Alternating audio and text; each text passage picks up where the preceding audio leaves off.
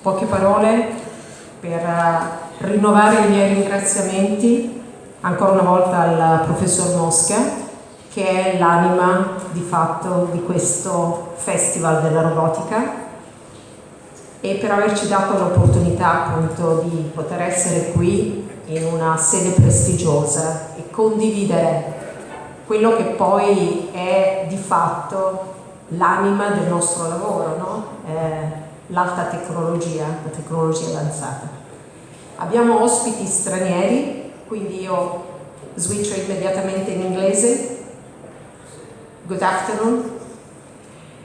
Thank you to all the companies for having accepted to attend to this meeting and give your valuable contribute, and we do realize how precious is your time. The purpose of this roundtable is to create a common ground, a unique platform between the physicians and the industry, and possibly the institutions such as the university, the hospital, and the regional body, in order to create a possible connection for future projects. As you know, I believe that Pisa is an amazing place for this kind of connection, given the competences developed over the years in advanced technology and specifically in robotic surgery. So, given the clear trend of the future in surgery, and considering that the technological development is unseizable, we believe that the right interaction between the physicians and the industry would have a great positive impact on the health of the patient. And again, given the costs, which is a worldwide critical point, we believe that this kind of interaction could be helpful in managing the sustainability of high technology. So, today's roundtable, the offer of the industry new platform, will be participating 4 companies, leaders in developing advanced technologies, and they are represented by Giuseppe Prisco, CEO, MMI, Medical Micro Instruments, Eric Taylor, one of the leading engineers in the Medtronic robotic program, Marcio Coelho, Vice President, Commercial Development in Johnson & Johnson Medical Device Companies, and in teleconferences we have an amazing person that I know personally as Mr. Gary Guttard, President and CEO of Intuitive Surgical. At this point, I would like to introduce Professor Turchetti, who is the co-chair of this session, will be more fit than me in this matter, given his expertise.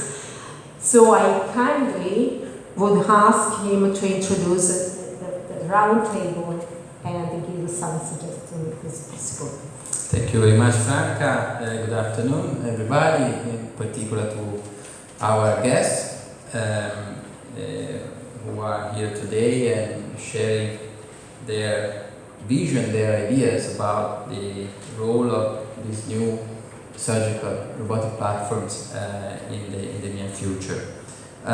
Just two words to add a short thought to what Franca already said is that this session fits very well within the program of the first international festival on robotics.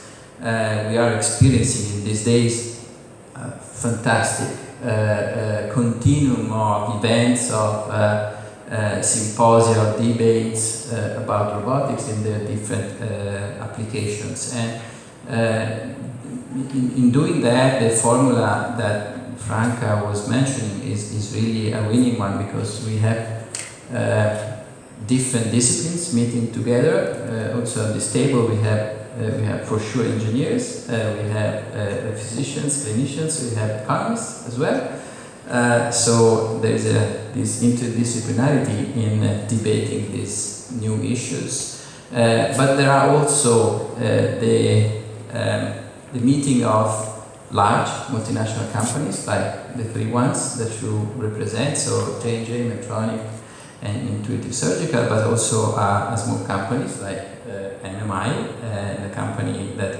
was born here in this area. So there's a lot of elements that really fit very well with this festival. Before asking to the different speakers to give us their vision, I would like to, as we agreed with Franca, to introduce a couple of issues that are in the center of the debate, not only in Italy or Europe, but basically in the most industrialized countries. And is this critical trade-off, this critical equilibrium between innovation and, as an economist, the economic sustainability of our healthcare systems. So just a couple of slides. Someone helps me to highlight how difficult is this equilibrium.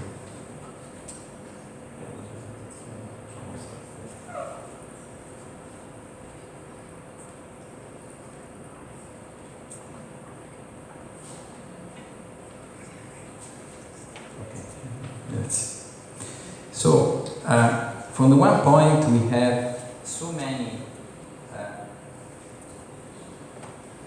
innovations coming to the market, and from the other side, we have to deal. Every country has to deal with these numbers. And in this picture, you see the dynamics in the last 15 years of the ratio, the total healthcare expense, so public plus private, over the GDP. And even if, at least to me and to many other scholars, these figures are not that scary, from the other side there are some, in particular for Italy and for the UK, but we could say if you compare Europe with the US, so the European numbers are not that scary, but there are issues that raise concerns about the economic sustainability. The main issue is that the numerator, the figure at the numerator runs much faster than the figure at the denominator. So there are many issues, many factors, many drivers that drive the healthcare expense up. And on the other side, if the economy of our countries does not grow, there are concerns about the economic sustainability of this expense. So the critical issue is the dynamics of this ratio. We have many drivers that may explain the growth of the healthcare expense. One of them is technology.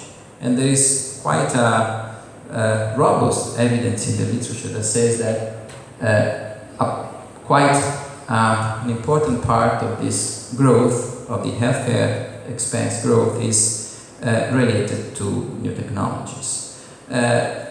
The reason is simple. We have new opportunities in the diagnostic and in the therapeutic field, so we have more opportunities to provide services that increase the length of our life and the quality of our life. So physiologically, the healthcare expense will go up, and we all hope that will go up, because if it goes up, it means that we have new solutions, new opportunities that can transform fatal diseases in chronic diseases. So we all hope for new innovation.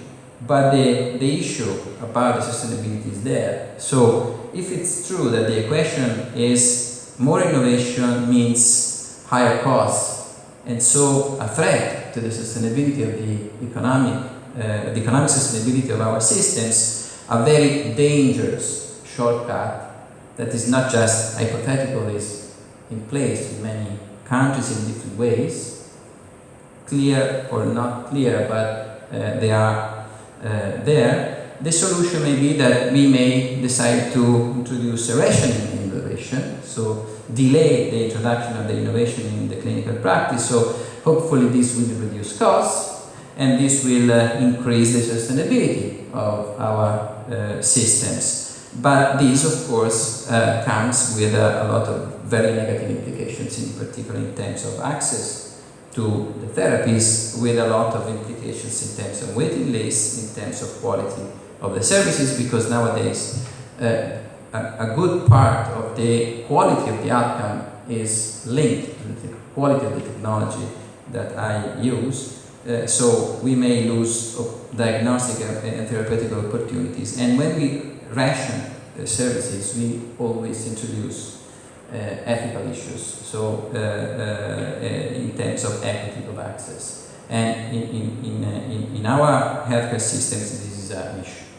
So the real question in our countries, in Italy for sure, but in Europe as well, but in the US as well, is how can we manage the trade-off between innovation and economic sustainability? Or say that, in other words, how much innovation can we afford in the near future? So this is a critical point. This is a critical issue. We would like, with Franca, you to share with us your vision about the future, the evolution of the technologies in this area, and how can we cope with this very difficult trade-off between innovation and economic sustainability. Thank you for your kind introduction of the issue of today, or the topic of today. And I just wanted to ask kindly to this round table to switch on Gary Guttard, because we are a little bit late with the scheduled connection, and I know he is ready, so we can switch.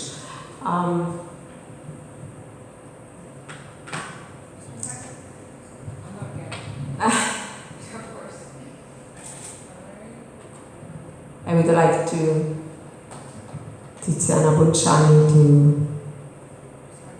yes, as I told you, Gary Guttard is the president and the CEO of Intuitive Surgical, and maybe we can ask him for the discussion immediately after some questions, so that we can close the connection. Hello, Gary. Are you ready? Yeah. Hi. It is a really pleasure and honor to have you with us, and thank you for accepting to reach this round table. And I'm sure that we will have a very interesting, we will hear interesting speech. Thank you, Gary. Thank you. Thank you for the kind invitation, and good afternoon. I am hearing an echo. I don't know if you are.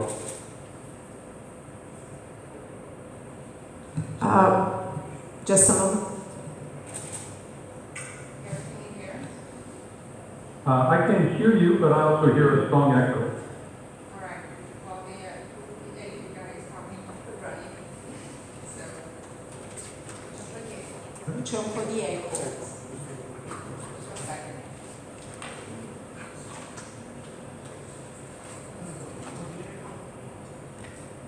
How about now? Perfect.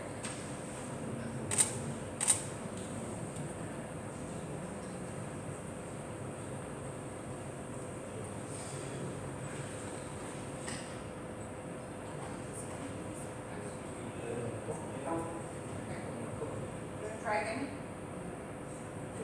Here now. All right. Can you hear us? I can hear you. Can you hear me okay? Yes, perfect. Okay, let's go ahead.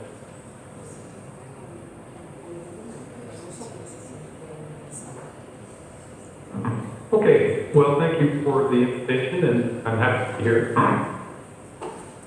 I appreciated the introductory remarks, and I think the idea of innovation as it relates to computer-aided surgery is an interesting and challenging one.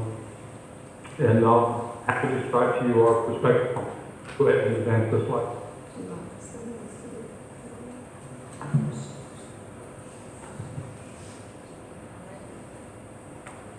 So one of the, go ahead and advance this bill to sound, please. One of the questions I had asked was how much surgery can we expect? And I have some of the data, of course, but in an American lifetime, they will see a surgeon on average about 8 times during their life. So surgery is an important part of the healthcare system. It's very common. It remains the primary line of defense in many diseases, the first line of therapeutic defense, which I think is important. But it's not easy. It's not easy on patients, and it's not easy on the surgeons who perform it, and there is a need for innovation in surgery. Next slide, please.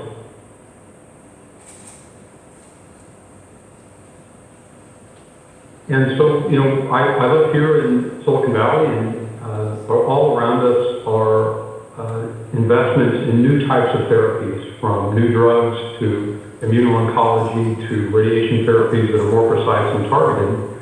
And all of these are attempts to create a better long-term outcome for patients. And so a question for us who work in the field of surgery, I've been working on robotic surgery now since 1993, is will surgery still be important in 20 years? Will it all turn to drugs? And I think the evidence shows, as you dig in pretty closely, that surgery will remain vital, but it has to change. Next slide, please. One of the major issues that we see in surgery, and when you think about costs, I would ask the audience to consider that you need to think about costs broadly. The total cost to treat a patient per disease episode is the right measure, as opposed to just focusing on the cost of one instrument. A handheld scalpel may be very cost effective as a tool and may be very cost ineffective as a treatment. And knowing the difference is essential to understanding what's innovation that will be helpful to the healthcare system. So one of the things we see in surgery is that the quality of the surgeon is essential. A poor surgeon with a good tool creates poor outcomes. And there's a lot of evidence, if you read the literature carefully, that the lowest performing surgeons, the lowest 10% of surgical skill, account for about 25% of all serious complications. So they hit above their weight in problems about 2 to 1. The top is also true, that the top surgeons, the top 10% in skill, have half the complication rate of the average surgeon. So while surgery is extremely important, the variability in different surgeons is very high. And so if we're going to improve surgery for the long term, for patients and for the people who pay for it, we have to take into account surgical variance as well. Next slide, please. You don't have to look far for motivation. This is my wife. She is a survivor of cancer. And it took 4 surgeries at a well-known institution in the United States to treat that cancer. The issue was not the skill of the surgeon. The surgeon's quite skilled. But she had a kind of a cancer that was very hard to see, and its locations in the body were very hard to track. And so this took not 1 surgery, but 4 to bring to resolution. So you think about what that's like for the patient, for the family, for the people who pay for that surgery. The issue was not how much expense is the tool. The issue was how long did it take to get to a good outcome. And all of us, and our families and our friends, have this experience. Know people who have a very difficult pathway through the healthcare system. Next slide. So the challenge, both of the beauty of what we try to do and the difficulty, is that it's a team-based activity with the patient in the center. So there are those of us on the company side who try to bring great tools and innovations to the marketplace. In the case of robotic surgery, we work very closely with surgeons like Professor Melfi. The hospitals play a role in providing the care teams, the anesthesiologists, the nursing staff, and they have to provide some financing. We have the people who touch the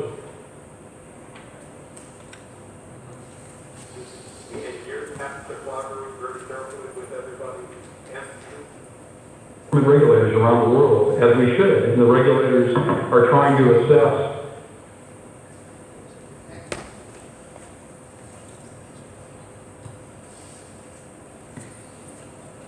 and yet we also have a big group of people that need to be coordinated to create a great experience and a great outcome. Next slide, please.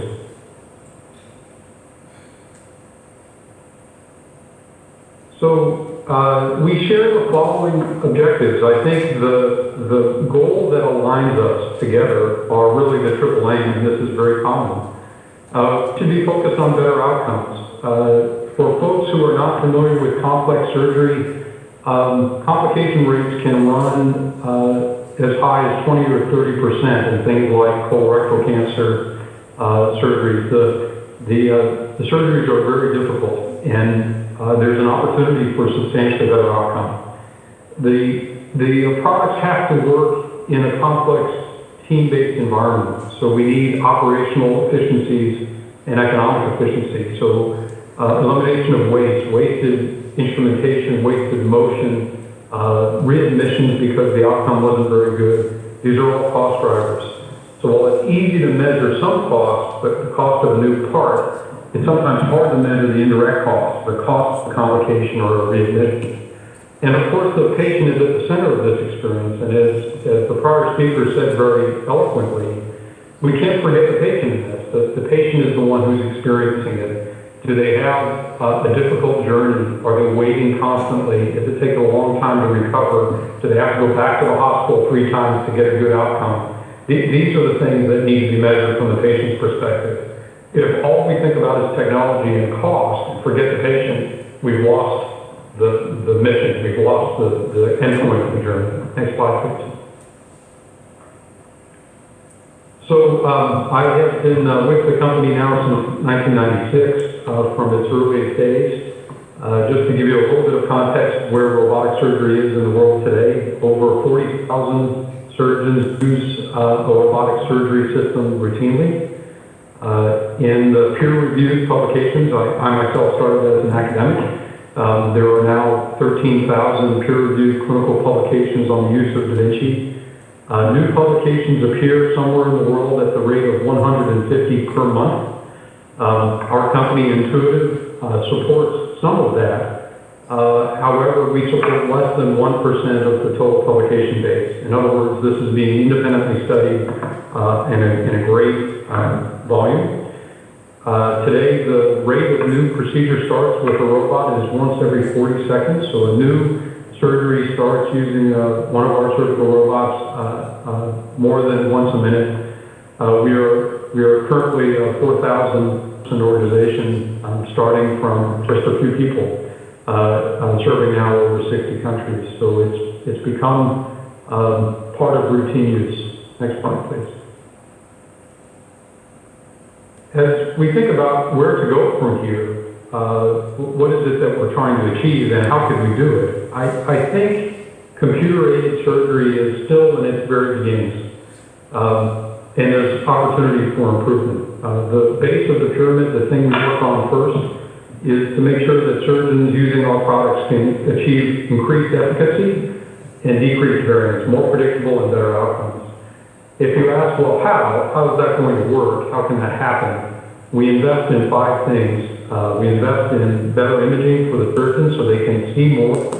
To the point of my wife's cancer, the major issue there was very hard to see where the tumor was.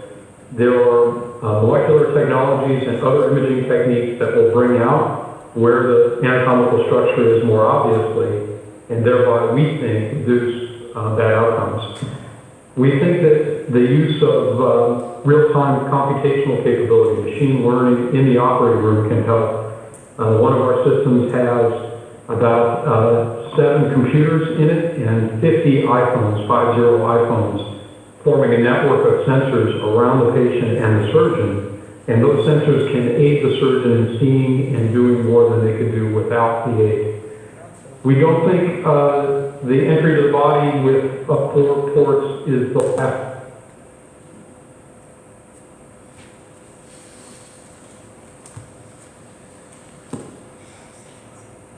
Today, with the over 4 million procedures that have been done, we have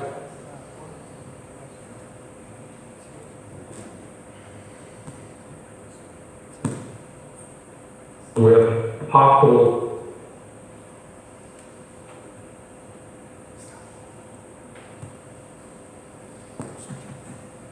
some surgeons use different instrumentation than others, who's efficient in their motions, and then use that to decrease the operating costs of the products. And we've been doing that now routinely for the last several years, a way to use this network of data to help everybody get better. Lastly, I talked about the variance among surgeons, and there's real opportunity in these technologies to measure this one. This is molecular imaging. Please start the video if you can. Looking at a ureter, so you're seeing the inside of the pelvis. There's a ureter in that field, and we use contrast. Please go back. Yeah, start. Excellent. Contrast-based imaging, and there you see the ureter highlighted in green. That is a molecular marker. We have some human experience with it, although it is not yet clear. Ureter injuries are a negative consequence of some kinds of pelvic surgery. They don't happen very often, but when they do happen, they're very serious. And we think we can help surgeons avoid that injury by showing the ureter very clearly. And this is done using a special kind of optical system and contrast agents. Next slide, please. It's also possible to use augmented reality or mixed reality. So here you see a kidney with tumors in it. Underneath is the preoperative CT scan of the kidney that's registered to the real thing in the surgery real time. And the surgeon can take away layers of the image down below to show where the tumors are. In this case, the tumors are in green. If you rerun that video for a minute, please. So you'll see the outside surface called parenchyma, the arterial structure are the blue and the red, and the green are the tumors. And so this can help the surgeon get oriented so they know where they are during the surgery relative to anatomical structure. And it uses data that already exists in the CT scan as well as cloud computing. We also think there are opportunities, go ahead to the next slide. There are opportunities to enter the body with less damage to healthy tissue. This is a system that's under development, and you see in the middle frame something that delivers highly capable articulating instruments through a 2.5 centimeter port. You see what it looks like on the right. That camera is a stereo camera that can look around and articulate, and then very precise high capability instrumentation. And an example for its use is throat cancer. So cancer is deep in the throat, hard to reach by other means. If you use conventional surgical techniques, you must cut the jaw, which is disfiguring. If you use chemotherapy and radiation, which is the standard treatment, often causes nerve damage and difficulty in swallowing and speech. So it can make a big difference for the patient and the surgeon. There are other applications. For example, transanal approaches to low rectal cancers. So take the cancer out from the organ system in which the cancer occurs. In other words, don't disrupt the healthy parts of the body to get to the part that's diseased. This is something that's in clinical trials now, and we think will change the complication profile for patients who can benefit from it. Next slide, please. Another area that we think is important is lung cancer. This is the survival diagram on the right for lung cancer patients months after diagnosis. So the bottom axis, the x-axis, is the amount of months after they've been diagnosed. The color of the line is the stage at which the cancer was detected, and the number on the left, on the vertical axis, is the percentage of the population surviving after that period of time. What you see for lung cancer is that it's highly morbid if it's caught late. If you detect it when it's already spread, it's very hard to treat. So early detection is important. Most lung nodules are in the distal parts of the lung, so you see the picture on the left. Things that are seen that are suspicious on imaging diagrams, things like CT scans are often in the periphery and they can be hard to reach. We think that new technologies can allow earlier cancer staging and thereby deciding which patients need therapy and which ones do not much earlier in the sequence, and thereby increase the likelihood of cure and quality of life. Next slide, please. So here you'll see a technology that's a computer-controlled catheter. On the right side of the image is a CT scan of the lung. The middle is the model of what the computer thinks it is, with a green line telling the surgeon where to go. The left is the actual image from inside the lung, with a tumor implanted here on the left. The surgeon can navigate very carefully down to the tumor. This is a computer-controlled 1 meter long, 3 millimeter diameter catheter that is sensed all the way along its length. It has very sophisticated targeting capabilities. The surgeon then can fire a biopsy. They can do structured biopsy because it's computer-controlled. You can tell the computer, move 1 millimeter right, biopsy again, move 1 millimeter right, biopsy again. Then you can take it out and go back and inspect that area. It turns out about 15% of adults will have suspicious lung lesions in the United States for some reason or another. The majority are not cancer, but you want to find those that are cancer and get them to treatment. So if you go ahead and run it one more time, if you would, Tatiana.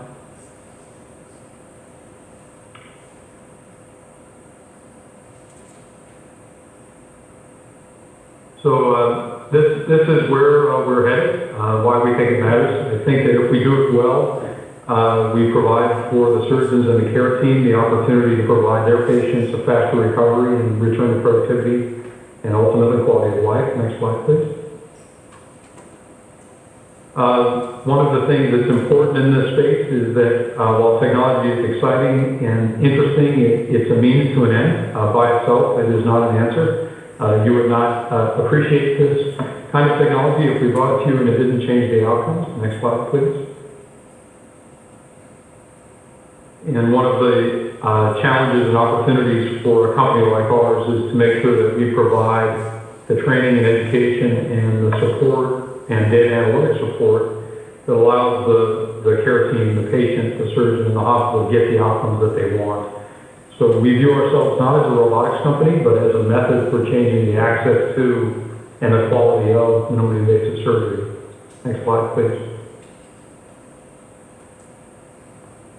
We now have 1,000 technical people working around the world. And this is the question we ask them. What will it take to have complication and readmission rates from where they are today?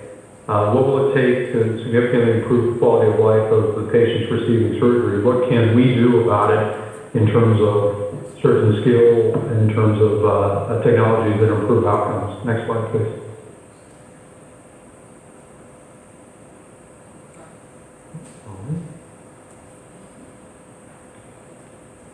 And we ask of our partnership with surgeons, what will it take to move the center of surgical skill up to be less variable and higher outcomes? I think if we can do these two things, then the savings and bad outcomes will fund the innovation that we're after. And so thank you for your attention. I hope the internet web version was understandable, and I look forward to any questions you have. Thank you.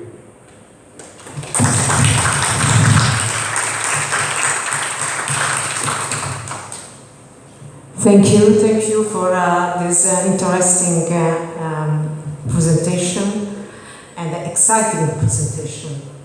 I would ask to the audience if there are some questions, because I know that Gary Goddard should leave. Any question from the speakers? No question. Just a short question that I would like to do is, how do you think it will possible to reach a further cooperation for high technology companies and public health? You know that, especially in Italy, but I believe in Europe, we daily fight, especially with the administrative personnel of our hospital to give a possibility them to understand and to accept the high technology in general. You know that the advanced technology means high cost, and unfortunately we assisted, especially in a small hospital, that they cut the budget available for the high technology. Do you think that maybe a possible innovative joint ventures between the companies with the public hospital, with some institutions such as university, can solve this terrible problem that we have each day?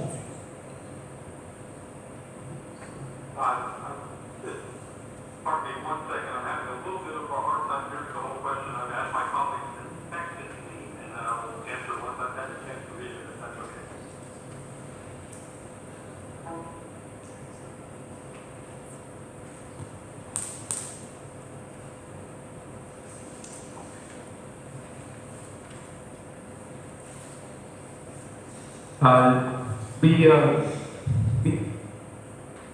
We partner a couple of different ways in order to help increase access to advanced technologies and new technologies. One way to do it is through collaborative research, particularly as new technologies come to market.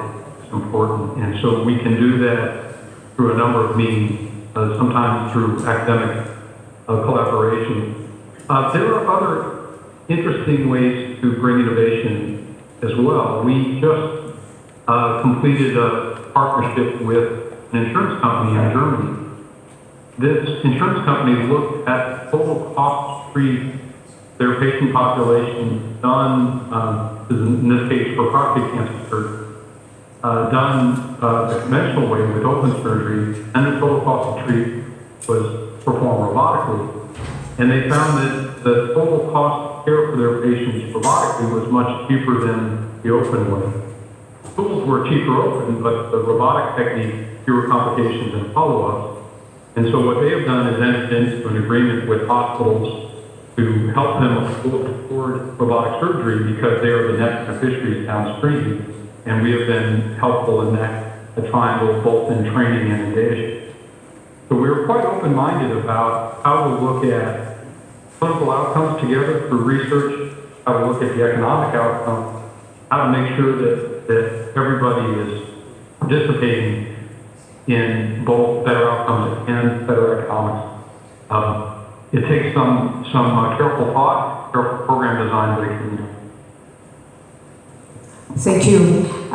There is another question from Professor Turchetti. Yes, just a very quick question.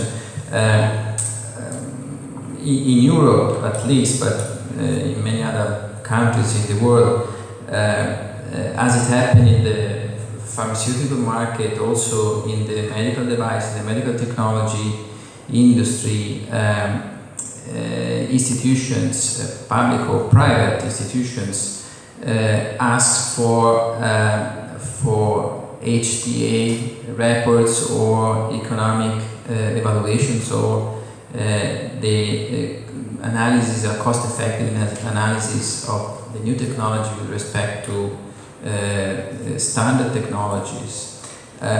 So the key issue is also from an economic point of view, how to show the value of the innovation. And this is very much important in Europe in order to favor the diffusion of the innovation in the clinical practice. So how do you address this issue in intuitive surgical? Yeah, thank you for the question. It turns out that for us, I think that our technologies have been evaluated through health technology assessments more than 24 times, somewhere between 20 and 30 events. I understand it, and I think it's interesting. I think the challenge for a company like ours, or really anybody in this space, is on the one hand, need enough experience to see the best applications of the technology and to see the users of technologies, surgeons in our case, progress through learning curve and technique development. So Professor Melfi can speak very clearly to what does it take to develop technique to see where the best value is. If you do these evaluations too early, what you'll find is that some things that will become quite important have not yet developed all the evidence that they need. So you need some place to allow evidence development in order to understand where potential value is. The second thing that is a challenge to surgery is distinct from drugs. In many cases, the authorities interested in health technology assessment will use drug trials as the gold standard. But of course, surgery is quite different than drug. You need to randomize not only the patients, but the surgeons as well. Surgeons are not all equally skilled in every technique. So that prospective randomized clinical trials as it relates to surgery are substantially more complicated than drug trials, take longer, and are much more difficult to end.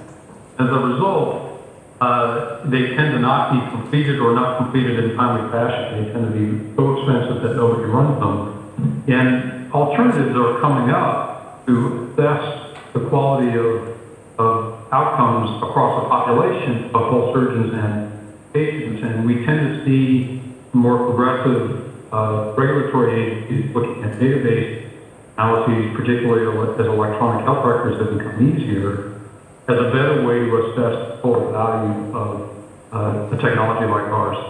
So we are partnered with regulatory agencies, bit of it. We fund long-term studies and we fund data analysis, so that as time goes on, people will get a better and better sense of the total value of our innovations. My request to those in the room who are interested in policy is, I think for anything that's innovative, enough time has to be given to allow for technique development before measurement. If you measure too soon, it will discard many innovations that later will become very important. I think this is a policy challenge that we together as the healthcare community have. Thank you very much. So, yes, we know that you... Thank you for your participation. Any other question or remarks from the audience? Thank you, Gary. We closed the connection. I hope to see you very soon. Thank you so much. Thank you very much. So we can move to the second speaker.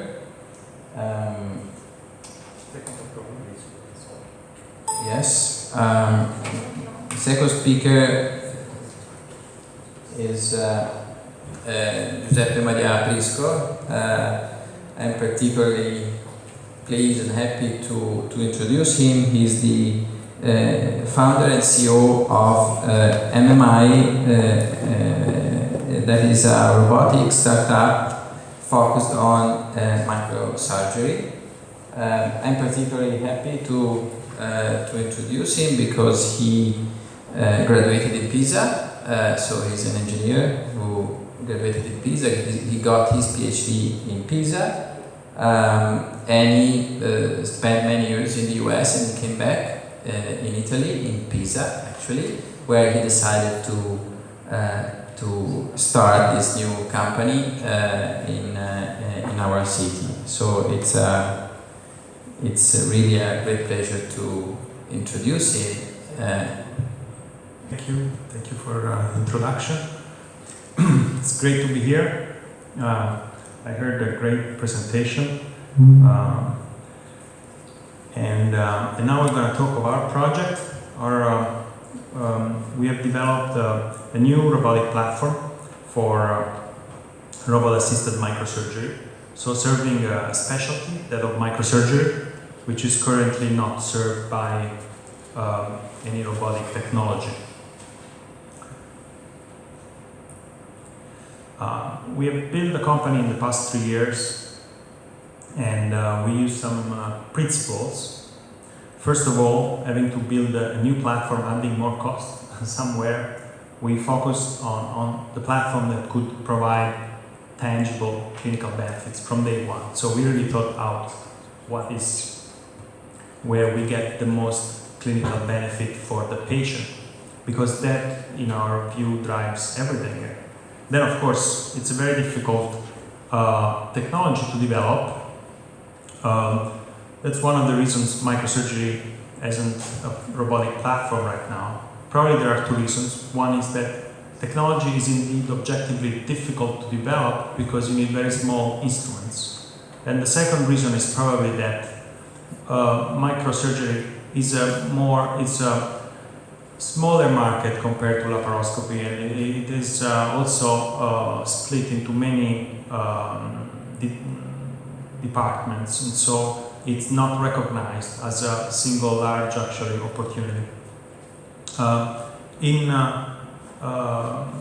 designing our product, we immediately understood that healthcare products are not like cars or consumer products. They need to be developed from day one, engaging with all the stakeholders. So the patients, the surgeons, the hospitals that buy the platforms, but of course also the other side, our employees that spend their lives developing it, and the investors that want a return on investment, that those could be financial markets or private investors, but it's the same for everybody. It's this balance between those who pay and those who invest that needs to be achieved. And so I'll tell you now more about this application that this really has not been recognized up to now, but it's a technique actually. It's not a surgical discipline. It is a technique that is transversal to many different disciplines. So in general, it's just a technique of doing surgery under vision magnification by using a microscope, and that actually requires very specific training. It's not something that you can do just because you can do surgery, open surgery by hand.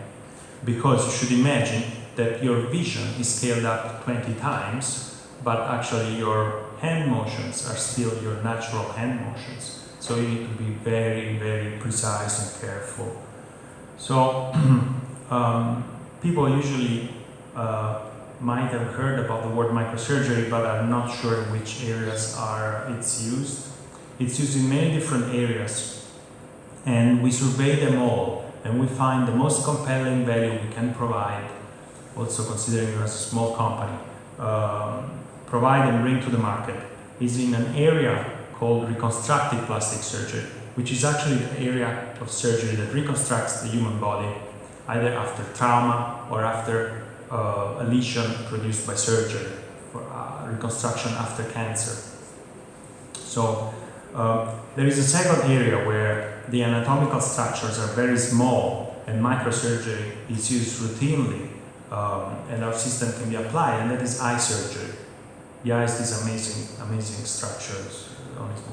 Of course, a lot of the open surgery that is performed on adults, when it's performed on very small children, infants, becomes microsurgery.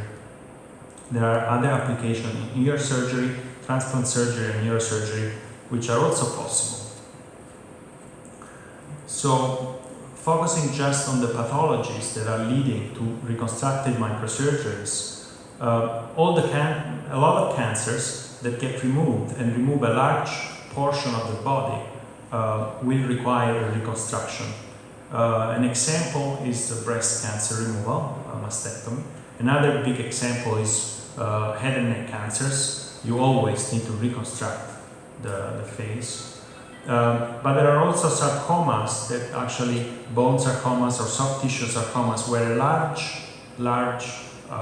piece of anatomy is removed by the oncology surgeon, and then the body needs to be reconstructed to have its integrity. There is another small areas of pathologies leading to reconstructive microsurgeries that we are very interested into, and that is that of malformations, congenital malformation, that the sooner you are operating on them, the better.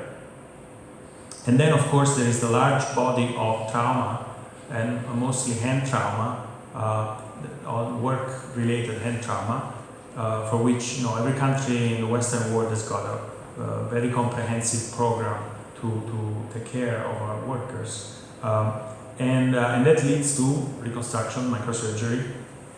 And these are all existing areas in which microsurgery is routinely used. There are also new areas of development where new surgeries are being developed to address unmet needs. One area notably is lymphatic surgery. The surgery on the lymphatic vessels that drain our body and are important for avoiding lymphedema and swelling of limbs after cancer operations. So overall, it's a large set of potential pathologies. We are a local company. We are based outside of Pisa, and we have a local clinical sponsor that is a leading microsurgeon, very well recognized worldwide, and that for our lab is based in Florence. And with him, we are developing the product from day one.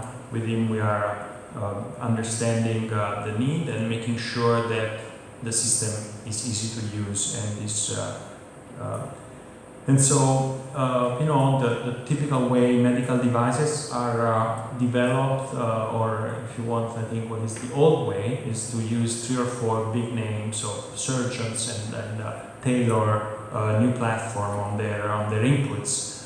We haven't done that. We actually use Marco as a connection and as a way to connect to actually a community of surgeons of today about 150 that we survey, that we have personal contact with. So of course digitally, with newsletters and in person also interviews. But this allows a new way of developing a medical device, not just for the leaders of the field, but actually for the early majority, so to speak, of adopters, and which I think is a very solid ground for development and also a lot of fun. One thing that, so we surveyed them, already 2 years ago, 3 years ago, to be sure to aim for the right application. And these are already the top surgeons, the ones who go to conferences, have all scientific practice, they publish, they are on top of their game. So they all said that when the anatomical structures are about 1 millimeter in size, they will be happy to use a robot. No question about it. Basically, most than half of them. And so we understood that was our target, our threshold. Millimeter structures, whether those are small arteries, small veins, whether those are nerves or lymphatic vessels. Whenever you approach the millimeter and then you go down, lymphatic vessel can be 0.3 millimeter in size. But whenever you go, below a couple of millimeters, you approach the 1 millimeter, it gets really difficult for anyone. So this is what we are automating. This is open surgery, you understood, it's under the microscope. And it's actually just one step of the whole surgery, is the reattachment of these small structures. But it's the most important step. If you don't reattach the artery, if you don't reattach the vein or the nerve, you don't get the flow, you lose the whole result. You might need an amputation, or you get a limb that is not sensitive or doesn't move. So it's the primary outcome. The step we are automating is aiming at the primary outcome. This is very important for us. This was the original thinking, before even starting. Do we want to build something that improves a secondary outcome, reducing an incision, reducing some side effect of surgery 6 months later, or do we want to build a system that affects the primary outcome, whether the patient gets an amputation or not, whether their body is reconstructed? So we decided for the second approach, and you can see here a video of the way they do it now. This is a great surgeon doing it manually, publishing on YouTube.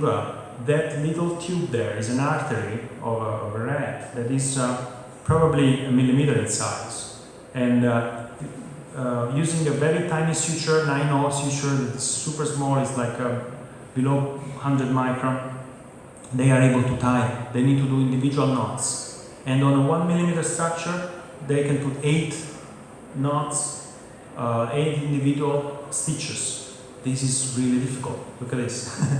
And so much that they use this special clamps. And here it actually looks very feasible, but this is not the standard. And I do subscribe to the question about the point about the variability of results. The MD Anderson has published, great organization, hospital in the US, has published numbers where their complication rate is 15% for this stuff, and they're really good place.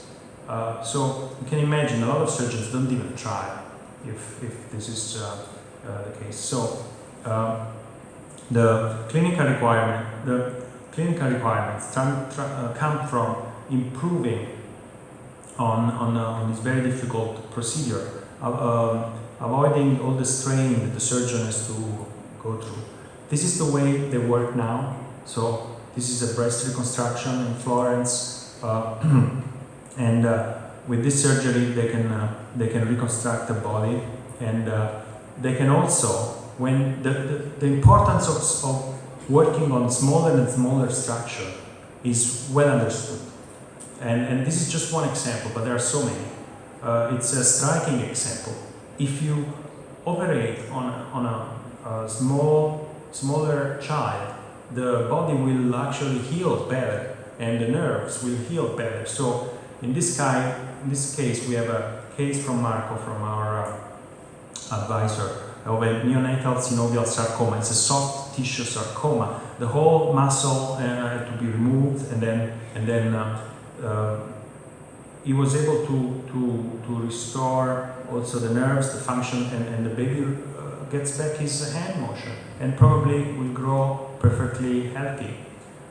But when a case like this is done, it gets published on a big international journal, and people are impressed when it gets presented by Marco. So it's definitely not average, and this is what we want to make possible.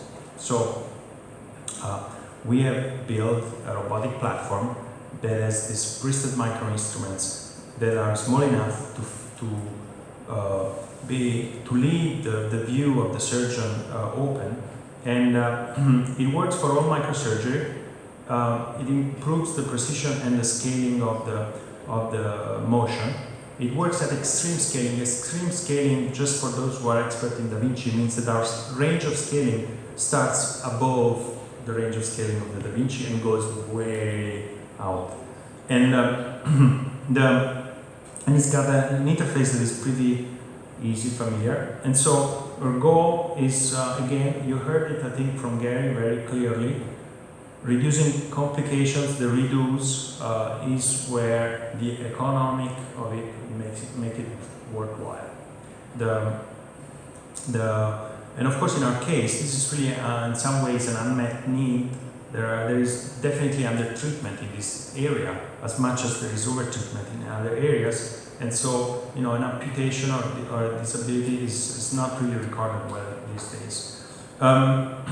So this is the technology that enables us to address this application. We have built a wrist, meaning an instrument that is articulated at the tip so that it can do suturing. That is small enough, it's just 3 millimeters in diameter, that when you place it under the microscope on a workspace or work area that is like 1 centimeter, 1.5 centimeters in size, a square, it doesn't take up all the space. And the platform that is behind it, of course, scales the tremor. That's something common to all the robotic platforms. But here you need to understand that we are at just another scale down compared to the existing platform. So we are looking at it literally under the microscope. And so we get this 10 micron precision that, the Da Vinci or the other existing robots are super precise. But they're not 10 micron precise. They don't need to. And so this is just another area. This is just one stitch.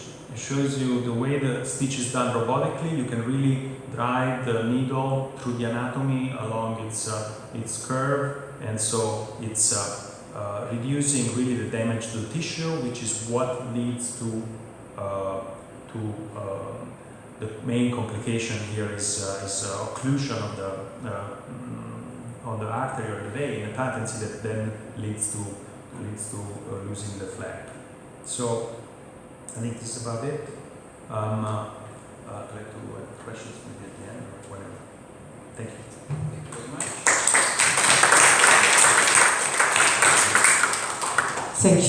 Thank you very much. We are moving in the next presentation, and then we do the discussion at the end of the all presentations. So I would like to introduce Mr. Taylor, Eric Taylor, one of the leading engineers in Medtronic for robotics. My name is Eric Taylor. I'm based out of Medtronic's North Haven, Connecticut office. It's part of our Covidien business, so those who are familiar with our surgical devices technology know the Covidien name. I'm Director of R&D, responsible for instrumentation development for our robotic platform. I'll talk a little bit about what we're doing, but certainly, I look forward in the future to sharing more details as it matures and we're further along. So, as we really get into it, I want to frame out kind of the picture of why robotics and why this space is important to Medtronic. And I think this goes very well with a lot of things that we heard from Gary earlier, in that really the future of surgery in the improvement to patient outcomes is around the advancement from open procedures to minimally invasive surgical procedures. Today, Medtronic's business runs the gamut. And actually, in my career, coming from the surgical device business, I've had an opportunity to work on everything from open devices to minimally invasive devices to natural orifice surgical and single incision platform devices. And now I have the opportunity to transition and leverage a lot of that background in the robotics space. But when you really look at the overall opportunity, you'll see today that less than 40% of the procedures that are done around the world are done minimally invasively, which leads to significantly larger complication rates, longer hospital stays, longer response times to normal activity, and frankly, larger overall costs to the hospital, the payer, the patient. As you look at why, there's a couple of barriers or a couple of reasons, and I think today one of the biggest drivers for why open to MIS is not as penetrated as I think all of us would like to see it. Number one, it's partly the lack of surgical skill and capability. Two, it is certainly a perceived higher cost or lack of awareness. And the third is really the insufficient operating room infrastructure around the world. So when you look at Medtronic, part of what our focus is to drive that through training, through education, through access to technology. So at a high level, just really quick overview of what our interest and what our position is in robotics. We have a technology partnership with the DLR, which some of you might know as the German Space Agency, and others throughout the world. The organization is focused on robotics, is about 150 employees, located between 3 different sites, 2 of which are in the US, 1 is in Germany. It is today the active largest investment within the overall Medtronic portfolio.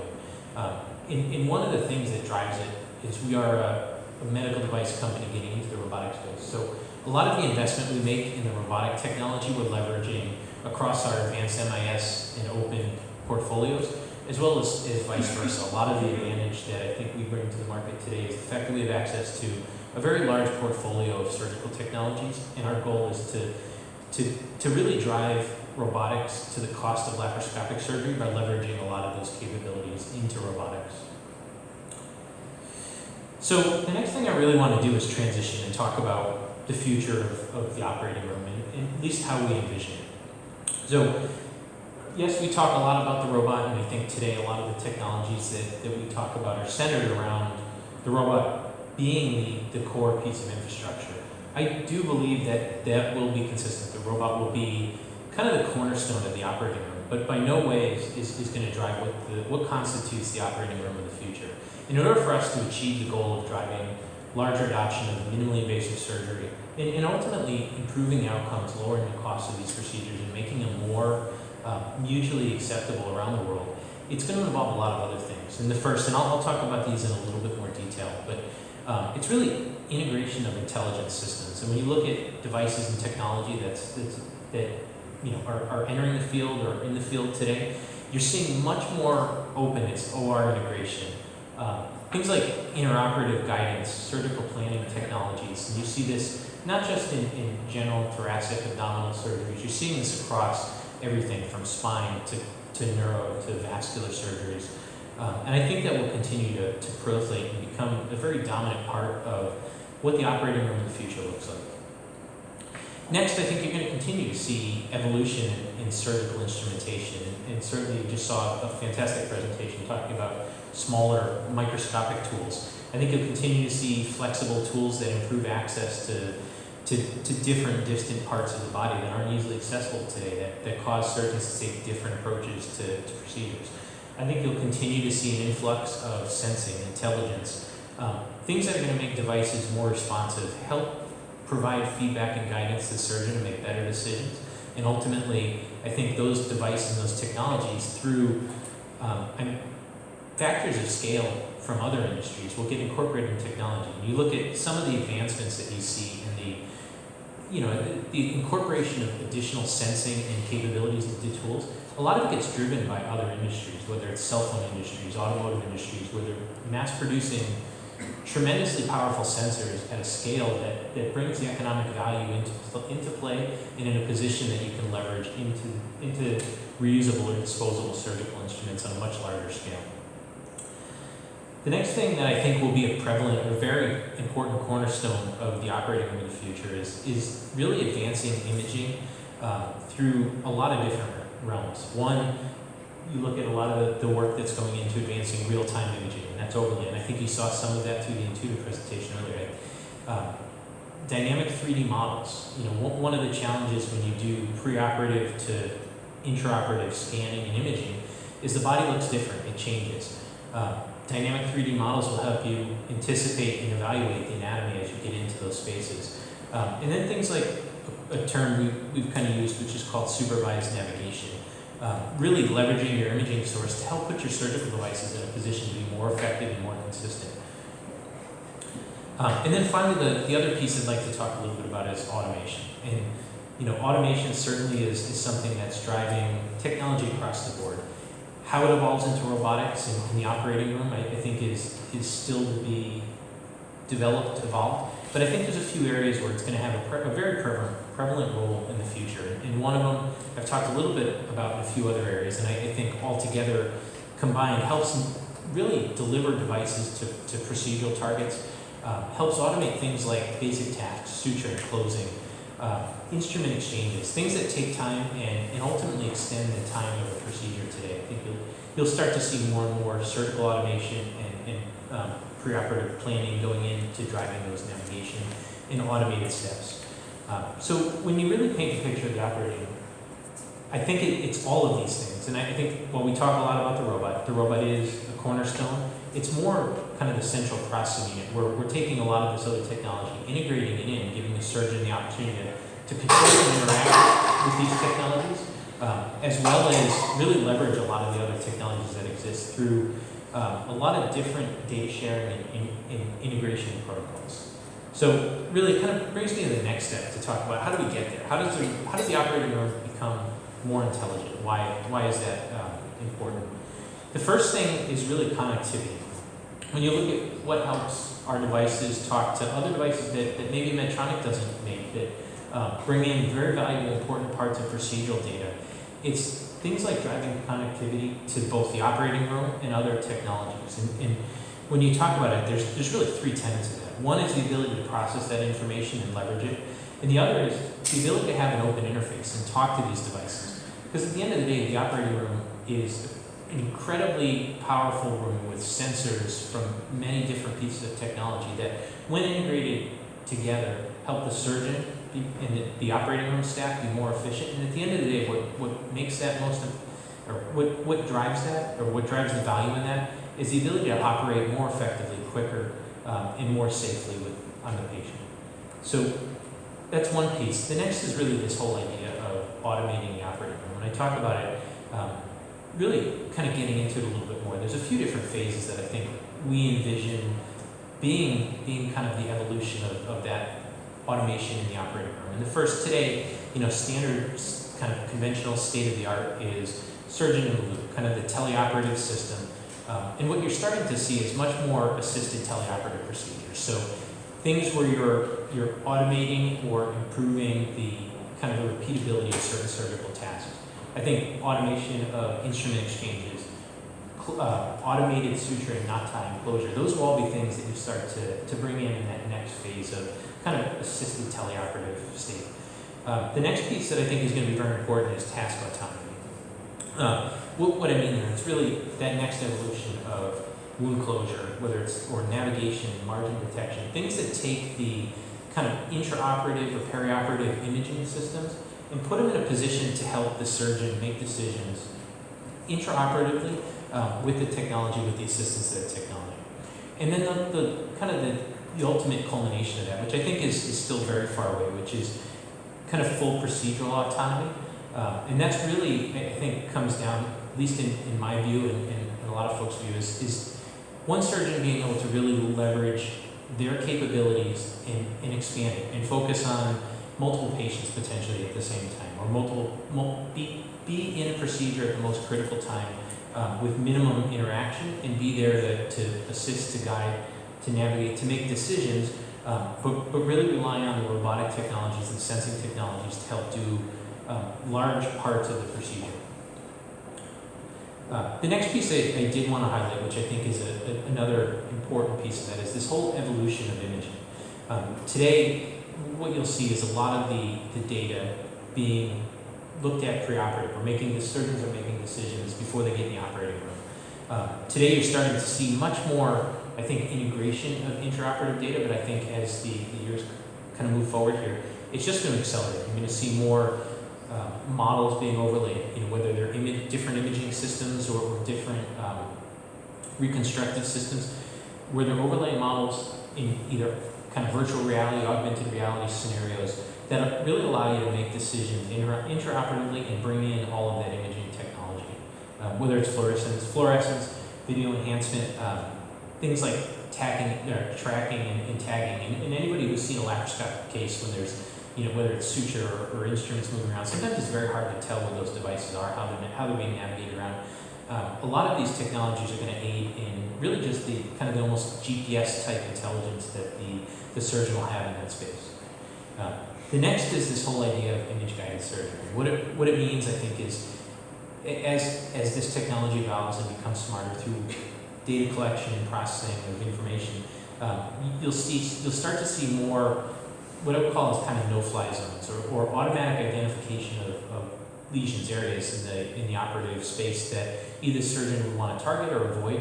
And all of those will help combine to really enhance and improve the surgeon's efficiency from insertion of the instruments to closure of the anerotomy on the way out. And the last really is this whole idea of integrating real-time imaging, which is a lot of things that we just talked about, all the navigation, the identification of structures with real-time intraoperative and perioperative diagnosis. And there are plenty of technologies that are coming down the pipeline that I think broaden the capability and the ability to actually diagnose and treat on site rather than taking a sample, waiting for pathology, and then going back in.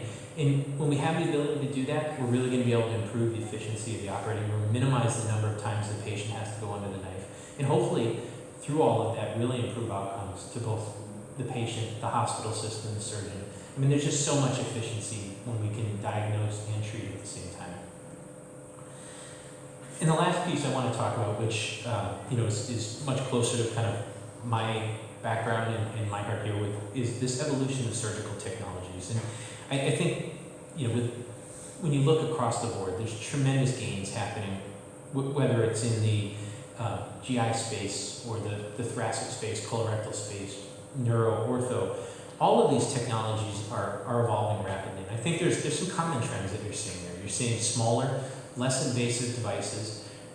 You're seeing trends with devices that have better accessibility, more flexibility, certainly lower cost devices.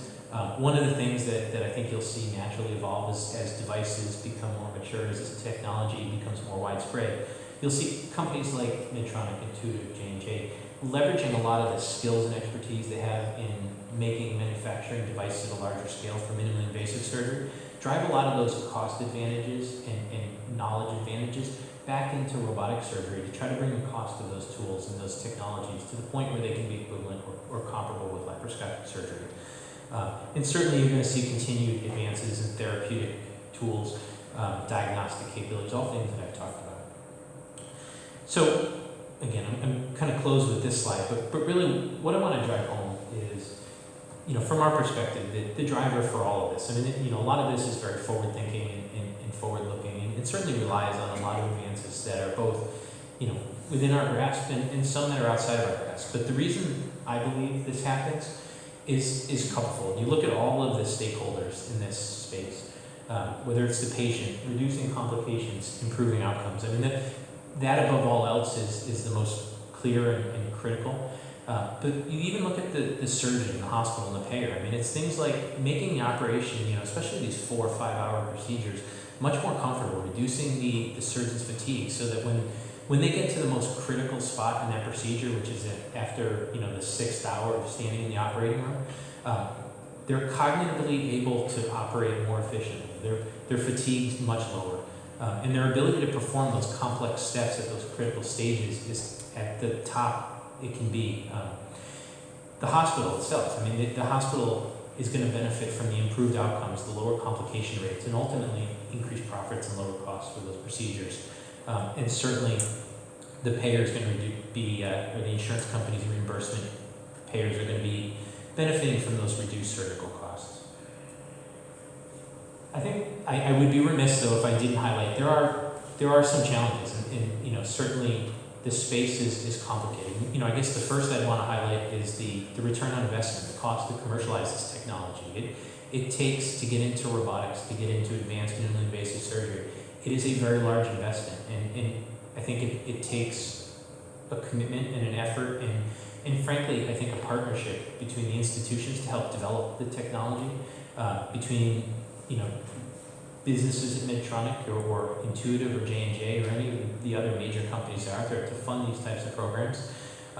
Certainly there are regulatory challenges, and on a regular basis we're seeing regulatory bodies improve their understanding or modify their understanding of how to approach some of these very complex technologies that take things that are new and innovative, but certainly not very traditional and well understood, and help them understand the right way to regulate these devices and bring them to market in the most efficient and cost-effective way possible to help spur innovation. Because the more arduous those regulatory pathways are, the more difficult it ends up being for smaller, innovative companies to take that technology and bring it to reality. Certainly the other thing too, I talked a little bit about this around technology and volume. Developing new, very complex technology at the volumes, even if it were 100% adoption in open surgery today, those volumes compared to some of the other industries that drive very low-cost electronic components is still a fraction of that. So, we certainly leverage and rely on a lot of the other technologies being developed in other industries around the world, other commercialization efforts to help drive those costs and really leverage that and bring it back into surgery and take advantage of these technologies. And then the last piece is reimbursement. And, the more, I think the biggest barrier there is once you develop a way to reduce the cost of procedure, proving it and getting insurance companies, government agencies to understand and support the reimbursement strategy is a long and arduous process, and certainly one of the most critical to driving widespread adoption, but takes certainly a tremendous effort. So I just want to thank everyone for the opportunity to get up here and kind of reiterate one thing. So obviously my background is research and development.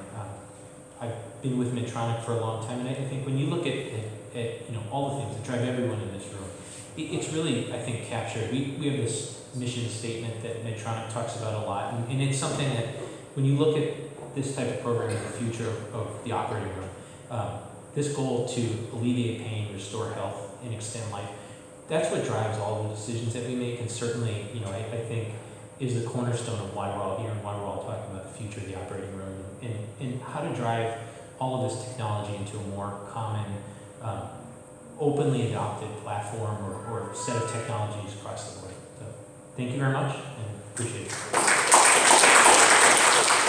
Okay, thank you very much. Very interesting, very rich, very fascinating presentation, Eric. Let's move to the last speaker and then we can open the discussion. The last speaker is Marcio Coelho, who is Vice President Commercial Development in Johnson & Johnson Medical Devices Company. So Marcio, the floor is yours. Thank you very much. So, first of all, good news, technology worked first time, so last one was a good step. And to work in medicine and work in technology, you need to take some risks. So I'm going to take a personal risk to say grazie, Professore Mosca, Professoresse Melfi, and Professore Torquati, for l'invitazione. So that's my Italian. But thank you for being here and staying with us until this time in the evening. So first, I am an economist. You mentioned some economists in the room. So the opening by Professor Torquati was very interesting and very dear to my heart. As I always think that it's not only finding the solution, but finding how to create access so people can actually benefit from that solution is part of the way. And I think the vision of J&J for the future of surgery, the vision we've been working and investing behind, is trying to bring those things together. I remember a couple of years ago, I was on the internet surfing, and I found the first class of economics from a professor in Yale. I started watching. And then he comes in explaining what economics is, okay? And then there's an image of a farm in the 1800s, and how it worked, how it was to work on a farm. And then he moves into today and shows a farm, how farming works. And he comes up to explain the concept of productivity, which I think is in the heart of everything we're talking about. Because I think there's a certain misconception about technology, this contradiction between technology and cost. Because if you think what you have shown us in your numbers, that the cost is going up exponentially, okay, and our ability to deliver care on a per capita base at the end of the day, the cost is going up, not as much with the cost per unit as the total cost, because population is aging, chronic diseases are increasing, so this is going to happen. So our problem is a problem of productivity. And in all industries, the problem of productivity is resolved by technology. So as it happened in the farm, in the example I saw in the video, where today one single person runs a whole farm with tractors and other things, or as I saw earlier today on this water manufacturing facility, fully automated, that pretty much the secret of success that they winning so much share in the Italian market had to do with productivity. So when you're talking about surgery, and we call it Surgery 4.0 and democratizing surgery, is all about that. How do we leverage today's technology to make surgery more accessible? And you're going to see in my presentation a lot of the same topics that my colleagues mentioned before, and it's logical that we all see, but I think we have a little bit of a different way to go about it. And to start it, I'd like to say that, why democratizing the big access question is 5 billion reasons. About 5 billion people are unable to access surgical care today, just to access, to start with, okay? And then we talk about the quality of it. So if you go to this paragraph here, low-skilled surgeons have 3 times the complication rates and 5 times the mortality rates compared to high-skilled surgeons.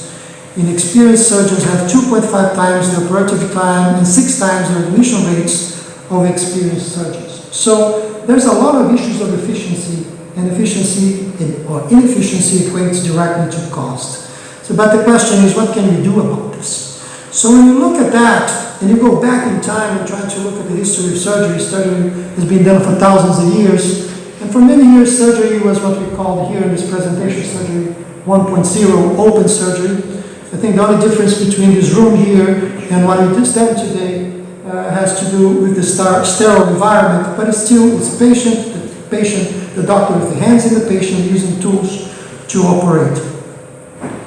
Then, about 100 years later, or maybe even more, came up surgery for 2.0, which some of us mentioned here today about laparoscopic surgery, the minimally invasive surgery. And then, to keep moving fast and forward, then with Intuitive, with the Da Vinci system, came up with the robotic surgery, which is, I think Gary mentioned, computer-assisted surgery, which is a robot that helps to do some of the things that the surgeons do well, such as dexterity, which was also mentioned in the case of the microsurgery, and vision, to do that better than it was before on minimally invasive procedures. So when we look at all that, and we also look at the external world and see what's happening in terms of technology, we started thinking to ourselves, what can we do to bring some of the technologies that exist today to the world of surgery, with the objective, going back to the beginning of our story, on how to create efficiencies, how to improve clinical outcomes, but at the same time, improve the throughput, the speed through which we operate, eliminate some of this variability on the results of surgery to generate more access. And the point is, a lot of things happen in the world, but not all of this have impacted the operating room and the surgical room. I think Gary from Intuitive also mentioned the difficulty that it is to do studies in surgery. So there's very little data. And some of you may be from an industry environment, you know that without data, there's no continuous improvement. And information is important to generate synergies and seek productivity. So looking at what exists today, we went out there and partnered with what we think that's a partner that actually knows a lot about new technologies and how to leverage what exists today to help generate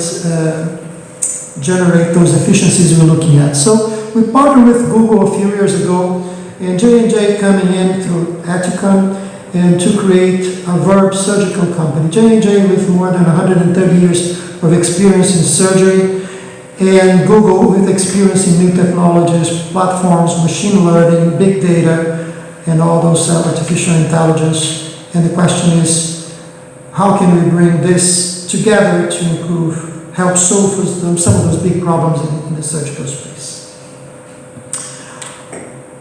So with this, we created Verb Surgical, which is a joint venture of the two companies, not either J&J or Google, which is the third-party companies, to develop this system and integrate the technologies of both companies. If you remember, I mentioned that the robotic technology focuses on basically two very important elements of the surgery: visualization and also the dexterity, the ability to perform the surgical action with more precision. So there's an element of robotics, the mechanical arms, all the mechanical function, the computer-assisted surgery. There's enhanced visualization, which has been mentioned so far by the colleagues. There's also another element is the instruments that are at the end of the machine, that they have to be of high quality and have to be, of the latest technology. And those two boxes are the ones where we think the future is, and that's why we call Surgery 4.0 the digital surgery. Digital surgery, which is leveraging the technology that exists today in terms of data analytics and connectivity to add value to the third very important element of surgery. If you think about a good surgeon needs to in English they say, have a steady hand, a keen vision, and great decision making. Because under stress you need to make decisions. So how can we leverage those technologies to help the surgeon to make more decisions? So we believe the future is going to be a combination of these three elements at higher levels, with a lot of the developments happening today in the industry. So in the case of Eticon, before this joint venture, this is our role, this is our specialty, which are the tools, the elements to perform the surgery, which the advanced instrumentation. And then with the help of Google, we are moving into adding those elements, the element of machine learning and data analytics. I'm not going to repeat a lot of what's been done, but I think there's a lot of the elements about imaging, how to identify structure and help the surgeon navigate away from danger to reduce the risk of the surgery. There's also what we are working very close with Google is leveraging YouTube technology to help use video imaging as a source of data. So the idea is today, some hospitals call the operating room the big black box, because we know what gets in there, we don't know what happens there, and suddenly we have some outcomes and we don't really understand why. And one of the reasons what was mentioned before is the lack of data, lack of information. So our idea is how can we transform the platform, the robot that we are bringing to market into a source of collecting data, of all kinds of data, and how to integrate all those data to make sense of what happened in that surgery, to help inform the surgeons in the future, to help generate more efficiencies in the OR and improve the quality of outcomes. The other thought that we have, it's a little different from maybe what's been said before. This is the way the world will look at surgery. That's about 8 million plus open surgeries happening all over the world, 4 million minimally invasive and 0.7 million robot procedures. For us, we don't separate things. We believe the robot is a tool that can help the surgeon perform all the three elements of surgery with excellence, but not only minimally invasive but also open. So robotics is the tool we call our system is going to be a system is going to be always there and always on. For two reasons. There's some procedures, by the nature of them, we don't see an near future that the open surgeries completely disappear, is going to completely be replaced by robotics. But we see open procedures that may benefit from the use of the robotic technology. And we're designing our system also to deliver on those needs. And also, if you think about the importance of data to make sense of the system, to create this cycle of continuous improvement, it would be a pity to leave open surgery out of it. So I think we need also to increase efficiencies around this. So basically, we believe the robotic and data analytics, instead of being one isolated category, it is actually a tool to make all surgery more efficient and more effective in the future. Some of the way the current robotic systems are today, which basically the big one is intuitive, focus on certain procedures, even though it's now spreading into other ones. our future system is actually being designed from the start, looking into being able to perform most procedures within general surgery. And also, in the sense of reducing costs, the system is designed for the long term. So over time, upgrades will be done through software increase. Basically, that's once we get the platform will be building upon itself for a few years to come. There was something in the news these days which I thought was very interesting, and it's kind of a parallel to the way we think about things. You know about the hurricane in the US in Florida, and I heard yesterday online, one of the news that came by, that Tesla just upgraded some software to add another 30% range to all their cars for free to everybody in the hurricane affected area by software wirelessly. So being able to respond very quickly to a need that's out there. So thinking also, is the platform of the future is the one that's going to be continuously being upgraded. And as we also believe in the concept of open platform, we're talking before about the challenges of small companies in getting into spaces that are going to be more and more complex and more costly. We have over 300 engineers working on our platforms, and it's not cheap. So, but we don't think that we're going to be able to find all solutions. So we believe in partnerships. That the platform will be a base, such as happens in your cell phone. You can have multiple applications, and it may be an area of expertise that's not of interest for a company the size of J&J, is a $70 billion corporation, but it's still a need. And if somebody else may be able to bring the solution, the idea is to be able to connect this to our system and move forward. And to finish, the way we see is the evolution is moving surgery from a master and apprentice model, where you go and watch, somebody teach you, to more what we see in the overall environment of manufacturing facilities, where you look at data, the teams look at the data, understanding outliers, correcting for those points, and there's this continuous cycle of improvement. So moving from art to science is to be able, by having the sensors on the operating room all the time, always on, always there, to be able to generate high volumes of highly relevant data to generate improvements in clinical and effectiveness outcomes for both the surgeon but also for the institution. So the thinking is similar to what was presented before. It was to create this virtuous cycle of leveraging preoperative information, inform and improve the actual surgical act, evaluate outcomes, and this generates training for both efficiency in the OR and improvement in clinical procedures.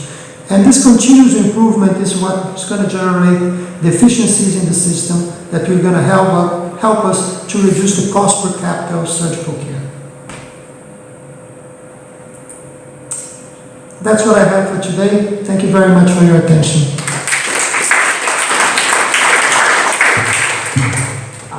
Robotic procedures, and maybe it would be nice to have a hybrid use. I don't know. Yes. We have tried to design a platform and make it versatile because actually surgeons are very creative and come up with many applications that initially you cannot think of. And also sometimes engineers get it wrong and develop a system for the wrong application. Because in our case, we're really opening up a new application. So yes, we try to make it flexible and so small and easy to set up.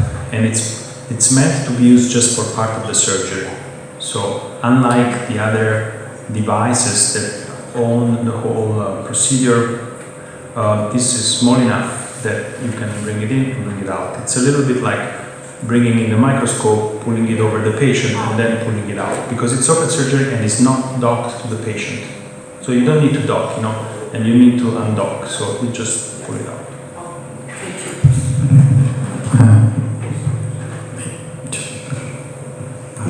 No, just after. I have actually two questions for Eric and Marcio. The first one is the same, because that I asked to Gary because there is this difficult relationship between innovation and sustainability, economic sustainability, and very often technology is seen as the problem in this relationship. I do believe that, and your presentations have shown this very well, in a very fascinating way as well, that technology actually may be the solution, because it increases the productivity, because it reduces the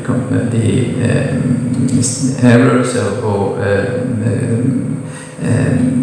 problems during the surgery, it reduces the recovery time, and so many advantages that have to be proved and to be shown in terms of economic implication, because that the real value of the innovation, and these value payers want to touch this value and to have numbers in order to make investments. So the first question is, how do you address this issue in the company, because this is a very important topic if you want to have the sooner as possible the access into the market. The second issue is that I like very much your presentations, very fascinating, very exciting. This idea of connected OR, this idea of digital surgery is very exciting. Actually, it's very exciting also because in the last years we also had a kind of a similar project. I remember Professor Mosca was saying, why don't we build an operating room totally fit for robotic surgery, so as a standardized module that could be transferred, that could be placed in different hospitals. And the idea of this digitalization brings this project a step forward.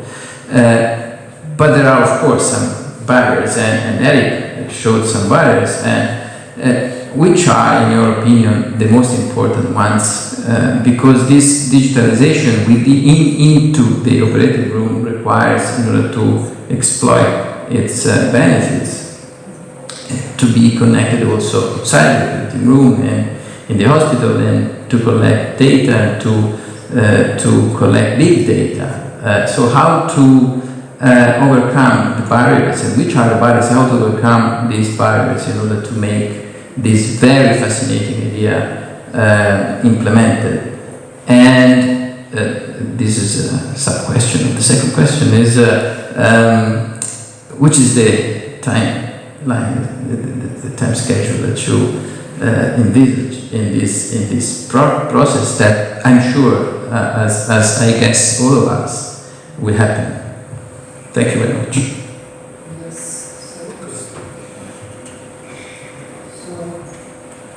Okay, hello. I think we are learning, I think the world is learning about data and the impact that data can have on our lives as we go. And if you think about what you said about the importance of proving that technology can have an impact, and if you think about, so that to make the proof, we need data. And to get data, we're going to need to get technology to get the data. So one thing comes with another. I think it's going to be a collaboration of multiple parts. If you think about, how many years the University of Pisa has been around? 1,000 years? Yeah, I remember reading my history classes, the university was the place for the free sharing of ideas. And once the universities came about, science went up like this, And that's, I think, the big boom of Europe has a lot to do with that. And I think we're going in a new cycle where the sharing of ideas is getting beyond any imagination, given the networks, okay? So, and as in the beginning, people are afraid of new ideas, I think today we're in the same phase. People are afraid of sharing.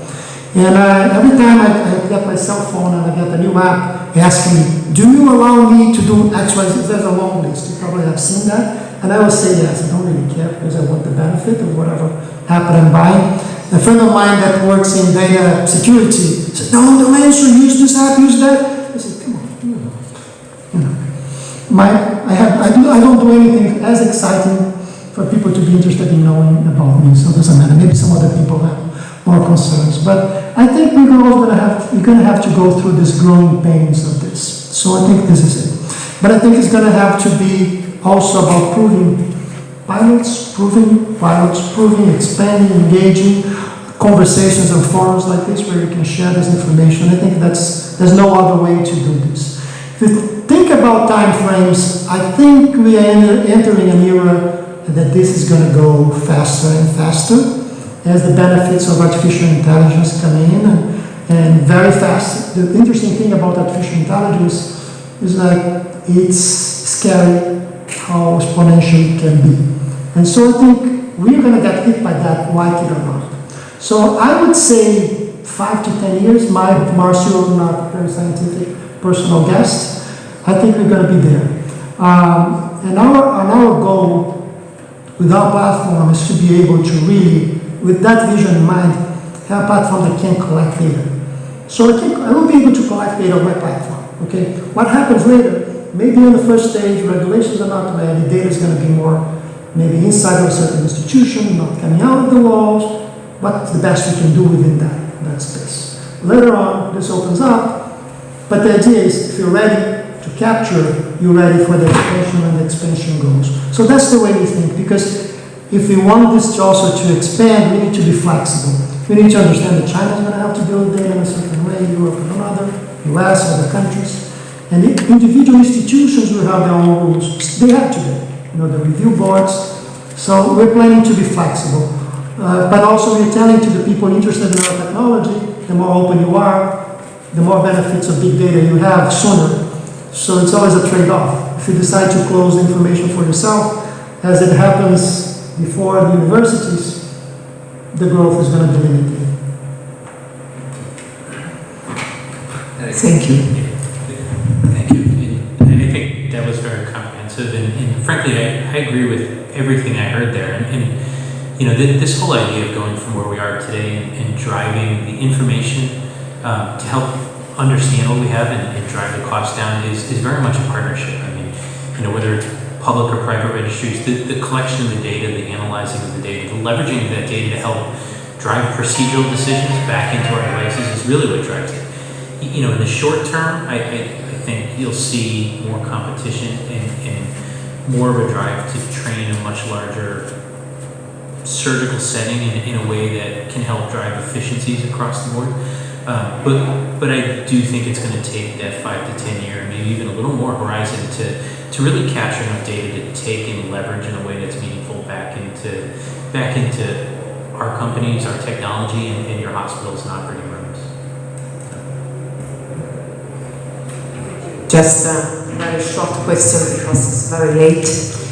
But we had a very interesting, exciting lectures today. And it is clear that the future of how ORs will be robotics or digital surgery in any cases. The focus is to have a minimal invasive surgery. The focus is to have very less trauma, many informations, and all of this. The point, the aim is to have very good outcome results for the patients. And it is clear that we will have very soon competitors. And one of these is Medtronic. So I'm sorry, I'm a physician, I'm a surgeon, and I would like to ask you when we will see the platform in the new platform in our ORs. It is clear that I don't want to ask which day, but basically when. And I appreciate the question. I have to politely dance around it, and certainly I can't share today where we are and how close, but I can tell you, we're doing everything we can to bring it to market as soon as possible. I wish I could share with you more. I do. Yeah. Thank you. Sorry, but it was a little bit. It is normal. Another question. I would ask you if if the new platform. No, first of all, to Medtronic, to Eric. It is already designed a specific pathway to train the surgeon for the new platform? I think because this is a very important. It is, and I think knowing Medtronic and Covidien over the years, you understand the pathway that we have in place. Certainly, as we bring in a new business like robotics, we're going to leverage the infrastructure and the strength of our organization and the clinical and training part of our business. So I wouldn't expect drastic differences. Certainly, some customization for how we approach the space, but certainly those things that have helped make Medtronic one of the leaders in training and curriculum development around the world, I think will be leveraged into robotics as well. Thank you. Again, just the last question. We are in a university location, and it is really important for us to know that this new platform can be taught in a good way. Both the company, I know very well regarding Intuitive, but what I wanted to ask you is there is a specific program in your project for the student, for the medical student, and again for the resident, because in the future we will have this. Yes, I think all of us recognize the importance of training right at the university level and being part of that process and ensuring that we are supportive. So I think a lot of the things that you see in the behavior of probably all of our organizations with regard to university and hospital settings will be consistent and leveraged to help us build and expand robotics across the world. So I don't know, you guys have a different. It is the same. I think some of the challenges is the cost. The way surgical training is done today is very expensive. But we are working heavily on virtual reality, and that's a way that the younger surgeons at college can actually, with not a lot of money, really very low investments, can be able to be trained in understanding the technology, how to manipulate the handles and how to operate with the robot. So we have we hired a lot of people from the video gaming industry. They're working on our training programs for the system. So the idea is lower the costs of learning too. Because we're talking about increasing the number of surgeons, we need to speed up the cycle training. So that's one of our objectives through our training plans. Yes, thank you. Yesterday we had a very interesting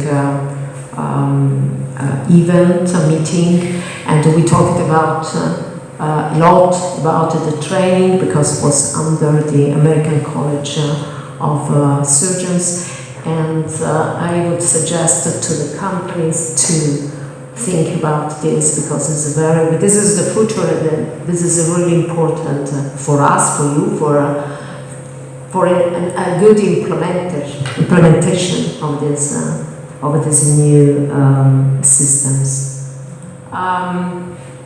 Do you want to have another question? So thank you very much for your very interesting presentations. I would ask a very short question to Paul and Giuseppe. There was a little mistake on the printed. Sorry, okay. Just to capture the industry perspective. So in your R&D analysis and the processing, do you consider the dimension of economic evaluation of the medical device, science early and very early stages, or in other words, considering your experience, and comparing successful medical device cases and unsuccessful one? Do you consider the early economic evaluation as a driver for market access or no? Just your point of view. Thank you very much. So the short answer is absolutely, it does. And from the earliest stages, you know, as we go through product development and iterate multiple versions of our platform, of our technology, that is one of the metrics that we measure ourselves on. We'll develop early on what we think is a reasonable target or model that we're trying to hit, and we will continue to evaluate both things like the cost to manufacture technology, the cost to build it, the effectiveness of that technology based on whatever our metrics are for each stage in the program. So I think short answer is it's absolutely ingrained in every single iteration and step that we take through product development. Thank you. In our case, it has helped us from the beginning to choose what was a worthwhile clinical case where the value that robotics could provide was significant for the society, for the hospital, and for the patient, which are different points of view.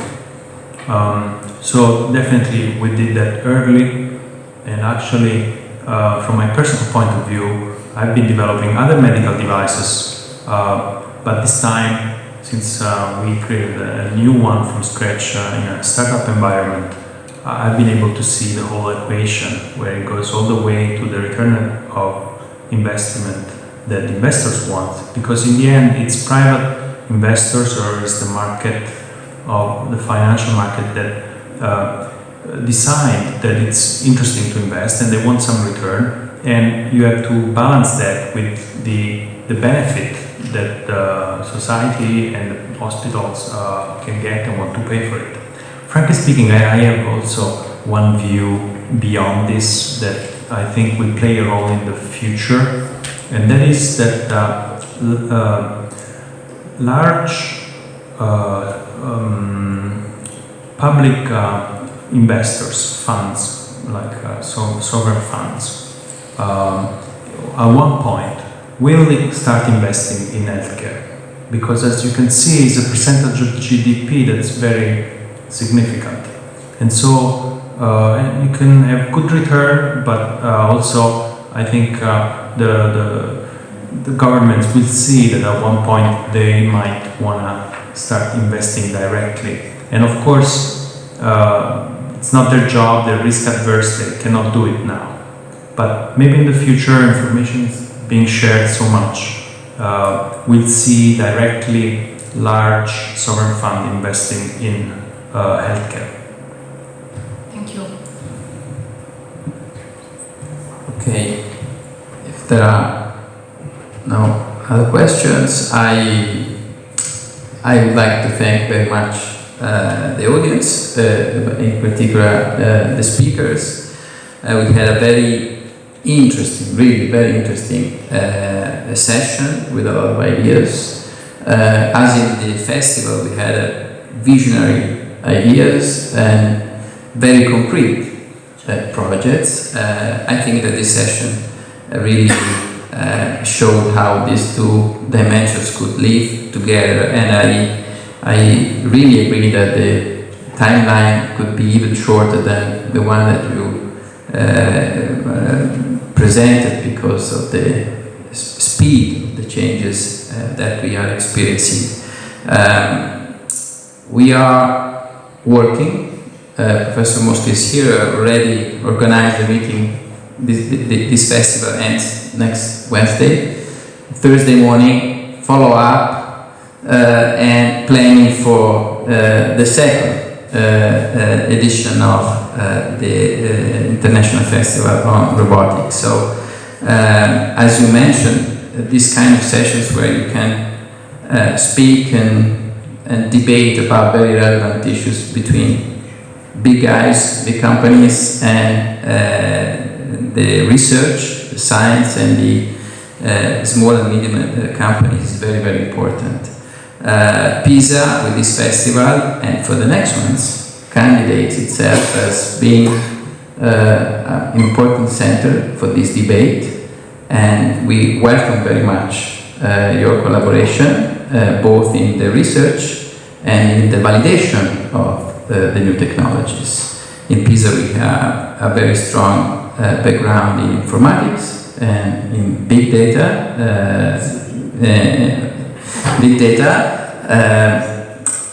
University of Pisa has won a very important project on big data, and Pisa will be for big data for the European Union what the CERN is for physics, so it will be a very important center. It's very important for biomedical engineering, and of course we have a very strong background in surgery and innovation in surgery. So Pisa candidates itself as being a partner for large companies, and also a good environment for the growth of small and medium companies that are more and more coming out from our labs and from our universities. So thank you very much, and see you next year. And in the meantime, of course. Thank you.